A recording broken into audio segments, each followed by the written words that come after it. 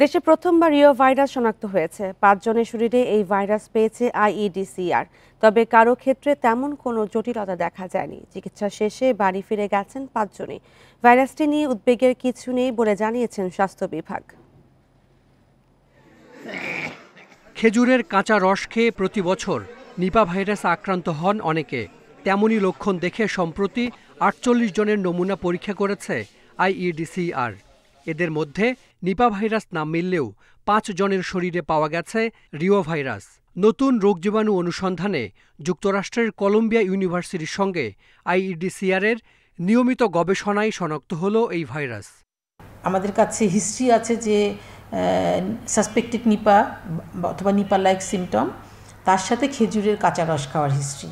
Pathogen Discovery প্ল্যাটফর্মে কাজ করতে গিয়ে আমরা রিও ভাইরাস পেয়েছি। এর আগে বাংলাদেশে এটা কখনো রিপোর্টেড হয় নাই। রিও ভাইরাস ছড়ায় হাঁচি কাশির মাধ্যমে।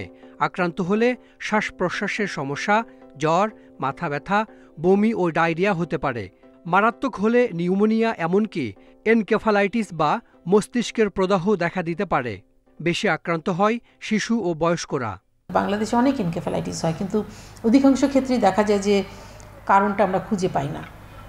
তো আমার মনে হয় যে আমরা যদি এইভাবে কাজ করতে থাকি এবং আরও কিছু ভাইরাল ইনফেকশন যদি জানতে পারি যে এদের এক্সিস্টেন্স আছে এবং এনকেফালাইটিস পেশেন্টদের মধ্যে পাওয়া যাচ্ছে, তখন হয়তো বা আমাদের ট্রিটমেন্টের ক্ষেত্রে এটা অনেক সাহায্য করবে। যে সব ক্ষেত্রে ঢালাওভাবে অ্যান্টিবায়োটিকের রোল যে না, এটা প্রমাণ করার ক্ষেত্রেও আমি মনে করি যে ফাইন্ডিংসগুলো কাজে দেবে। বিশ্বে প্রথম রিও ভাইরাস শনাক্ত হয় ১৯৫০ সালে। প্রাদুর্ভাব বাড়ে শীতের সময়।